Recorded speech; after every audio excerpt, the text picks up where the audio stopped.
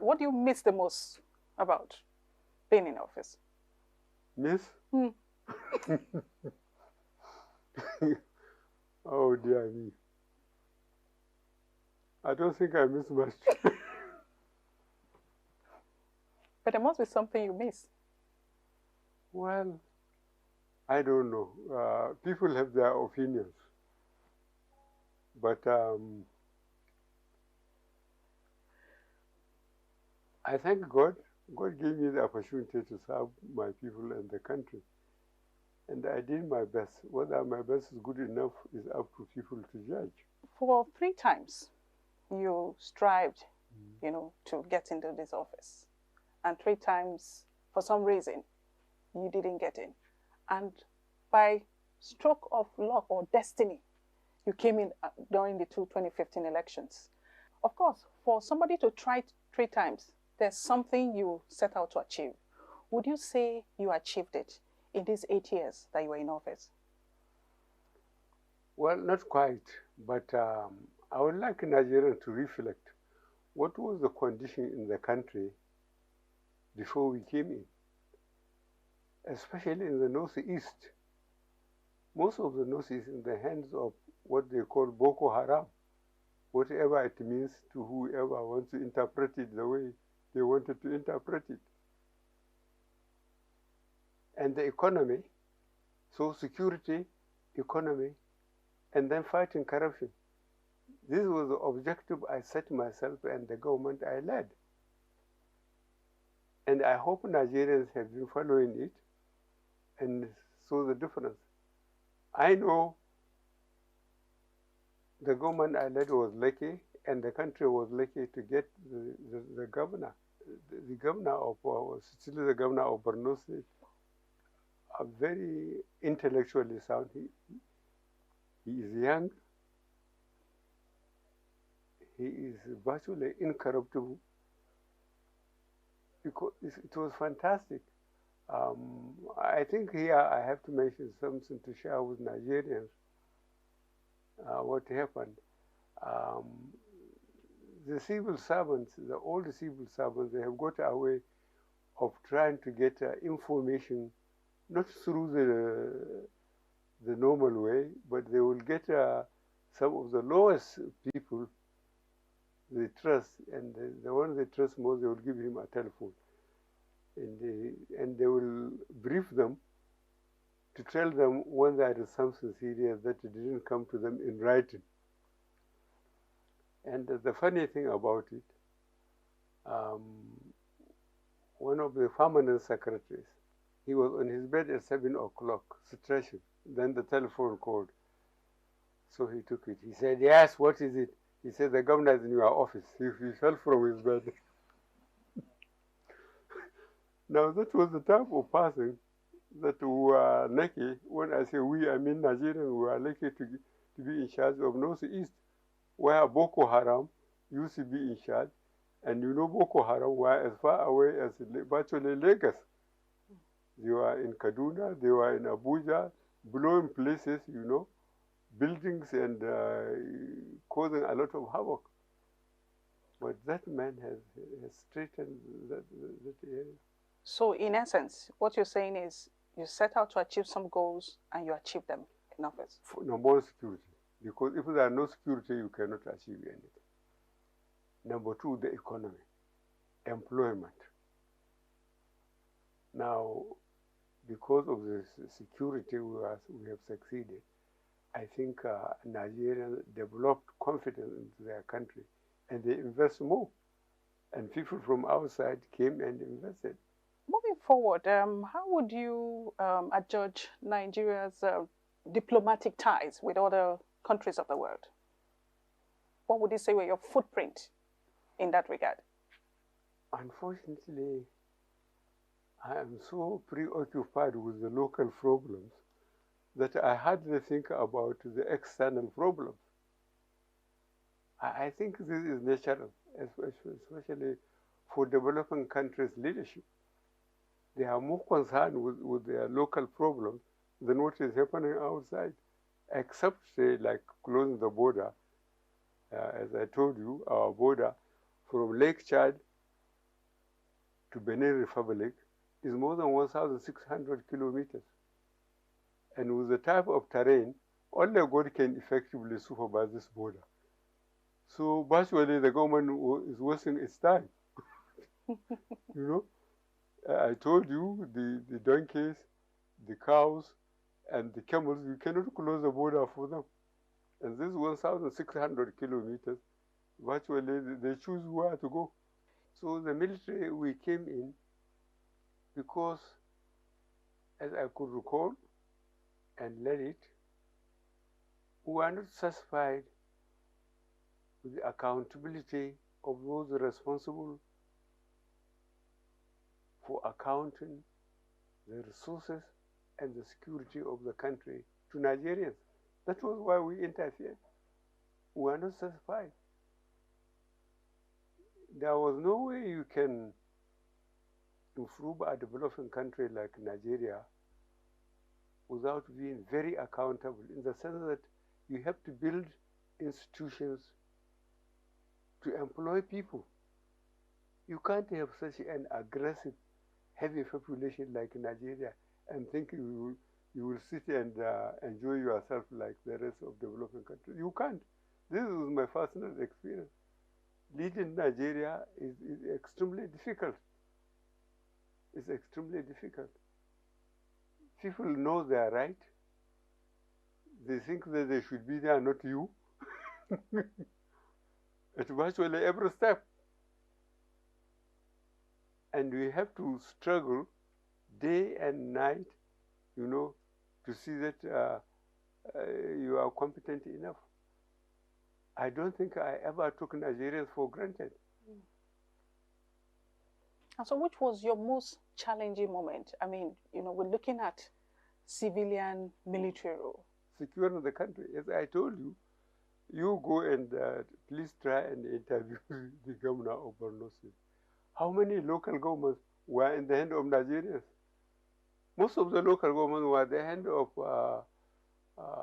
Boko Haram. They were doing what they liked.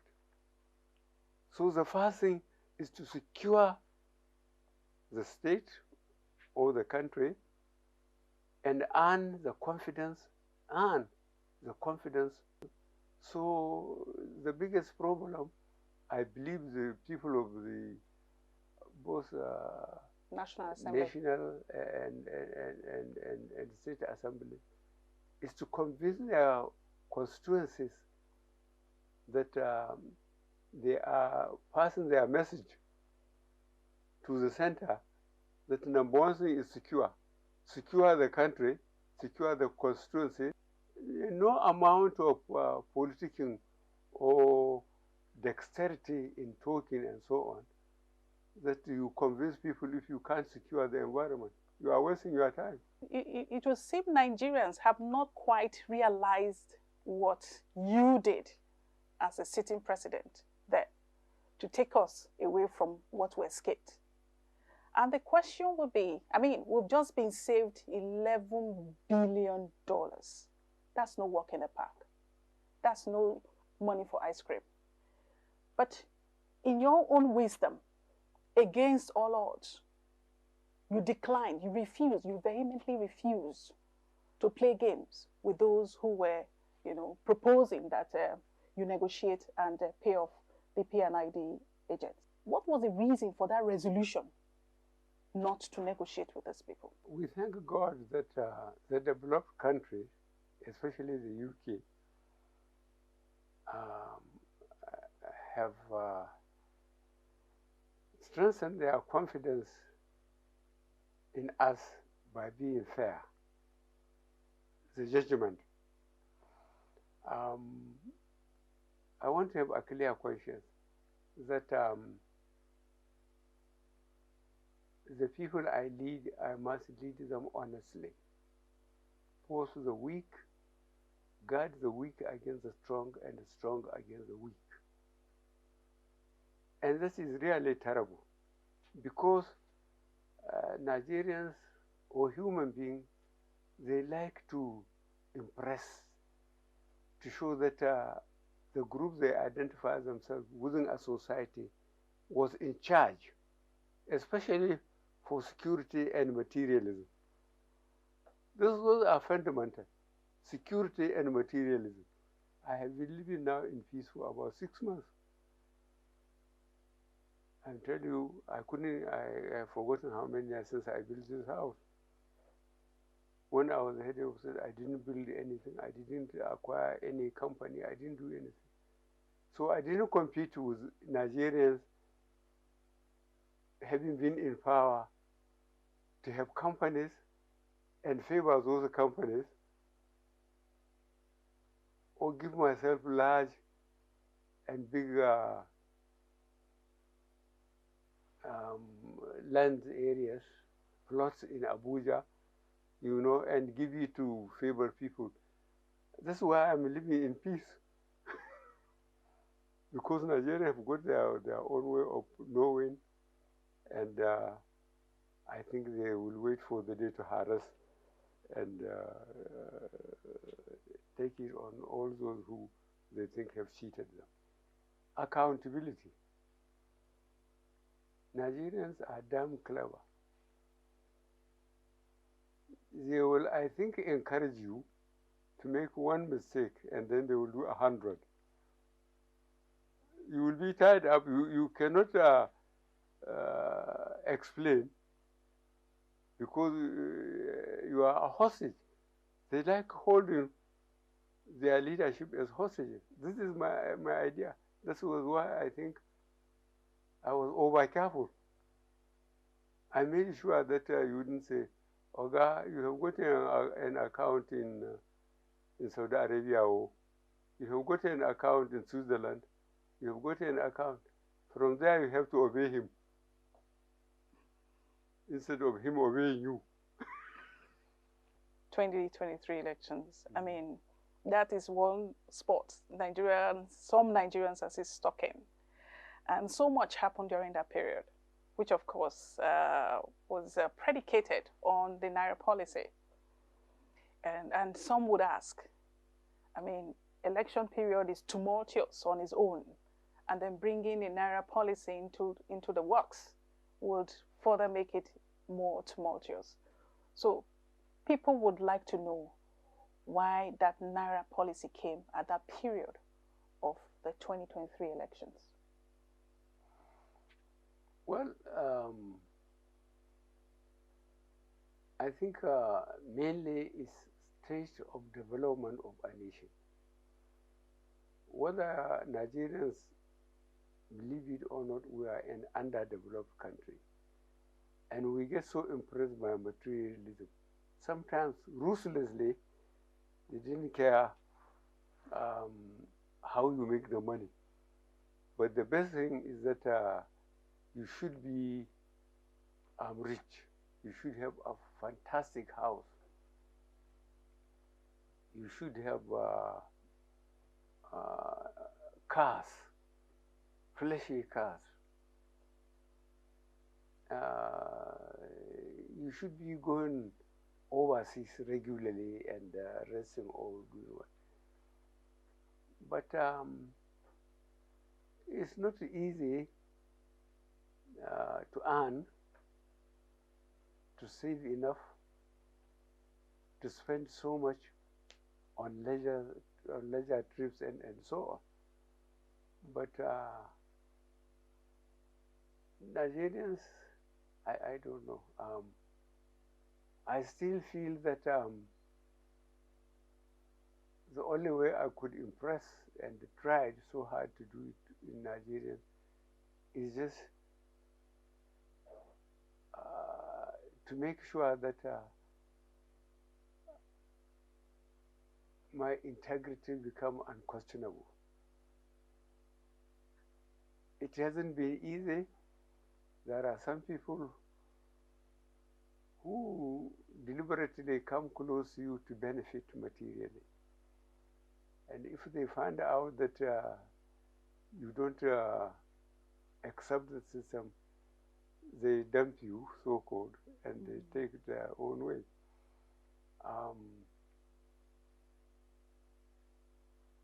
I think as a developing country,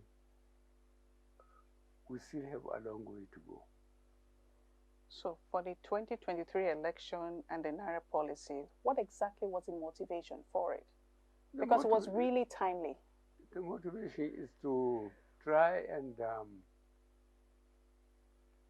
make Nigerians believe that there is no shortcut to successful leadership, in the sense that service, it's not easy, as I said, losing, say, 3 elections, attempting president and ending up in the high Supreme Court 3 times. How many people, a lot of Nigerians would say that is very stupid. They would rather have the quickest and fastest way of getting there.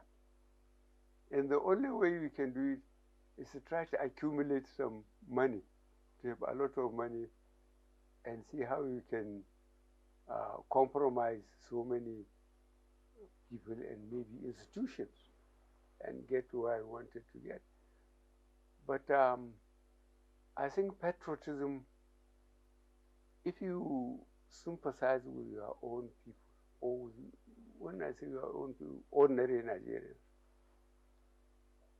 how they struggle to maintain their household, how they maintain to keep their children in schools, the ones they have, to make sure they don't suffer as much as he did or she did. Those who are sensible enough realize it's not easy, and it's a difficult way of doing things. Do they have the courage to take the difficult way of doing things and make sure that they bring up their children well by suffering themselves and make sure that their children get good education? And you know, during that period, we had about 3 governors who even took you to court over this whole Naira policy thing. Did it come to you as a shock that your party members were turning against you during that period?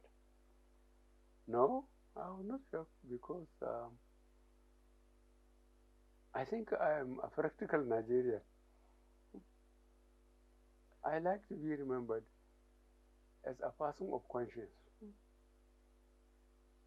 I try to work hard right from school. I think technology came to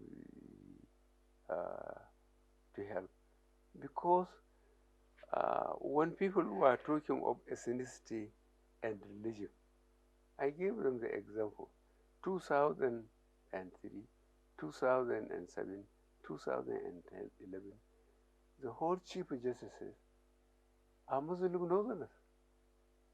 Yet I lost all the elections legally, because I went to the top, up to the Supreme Court. I think the one in 2003 was from Zaria, a House of Fulani men like me. The second one was from Niger State, a Muslim again from the north. The third one from our neighbor Jigawa here, and the Fulani men like me. I all lost. So when people were talking glibly about religion and ethnicity in Nigeria, I just looked at them. Go and try hard enough. Like you did? Well, I didn't say so. So you, in your statement, one of your earlier statements when you came in, you said you are for nobody and you are for everybody. Would you say that statement, would you say that statement had effect in your government within this time frame of 8 years? I think for those who wanted to cross-examine me, like you, they should look at the situation in the country. As I said, our case should be fairly judged by our performance or lack of it. And this performance, as I said, is security, prosperity. The ones which I am not too much heavy about is fighting corruption. Those are the 3 things I made Nigerians clear that I come out to fight. Of course, there are people who think that maybe they will say that was why I broke down. They think that who am I to say that I can secure Nigeria, bring prosperity, and stop people taking gifts and so on. I have tried, and I think we succeeded. You just mentioned the three. And that brings me to the next question of your style of governance, which mostly was, you just act. You don't talk much in the eye of Nigerians. Nigerians should be reflecting on the positive things we achieved and we did, instead of always seeing the wrong side of our performances. Okay, so there was this impression that is an impression out there, and it's a good opportunity for you to just, address it. There was this impression that your administration was hijacked by some cabals. In fact, the word cabal became so popular during these last 8 years. Was it a figment of imagination of Nigerians, or was there something? Do you really feel that your government was hijacked in any way? It must have been. Otherwise, why didn't they talk? Why didn't they said it? What to the people they think they form themselves into a cabal and they are so important that they are not being questioned. What did they do about it? Don't they have a role as Nigerians if things are being done by government? Did you feel it? No, because I don't deliberately allow anybody to misuse public resources for himself or for me. I didn't allow it. I can't act on what I don't know. I couldn't have acted on what I didn't know. But if people know and they decide to sit on their knowledge and refuse to, they are part of the problem then. They are part of the problem. But now in hindsight, did you even in any way, by the stretch of the imagination, did you see anyone who would have been like a possible cabal in your time in government? No. Nobody was above the law, and I don't have any evidence of anybody doing anything wrong and being allowed to walk away. No. And speaking of walking away, would you say you carried out justice in terms of, meting out punitive measures to those who fell off the road in your government? Yes. We had a system. If people found out that a certain permanent secretary or a certain minister was using his office and they decided to keep quiet, is a problem. They are not playing their role as Nigerians. They should help Nigeria by exposing. How many ministers do I have that serve with me throughout the 8 years? Look at the Minister of Works and Housing. Works and Housing for 8 years. Nobody ever reported that he has given himself a plot or his in-law or his son and so on. Look at the Minister of Aviation. You can say the Minister of Aviation is from my own state, from Kaduna. But the Minister of Works and Housing is from Lagos. Scrambling to get in there. You got in there. Now you've seen it. You've seen the room. You've seen everything about it. If given another opportunity, would you have made all this effort you made to go in there to do what you did? Or would you have done it differently? No, I wouldn't. I beg your pardon, sir? I wouldn't do anything differently because I try to do it through the system. I try to follow the Constitution because I swear by the Holy Quran. And that's to be accountable for your actions as a leader. And that's no joke in Nigeria.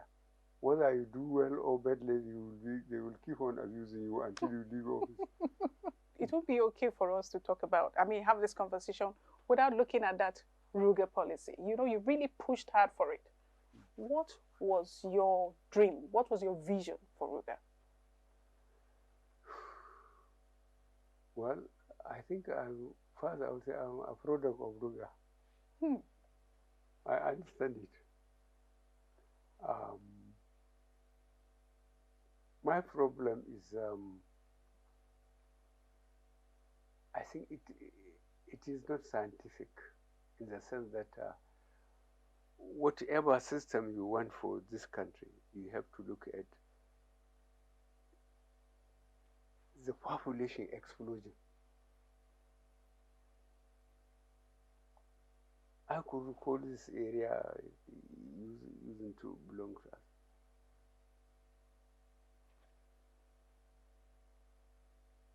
I tried to walk, and unfortunately I was identified by some people.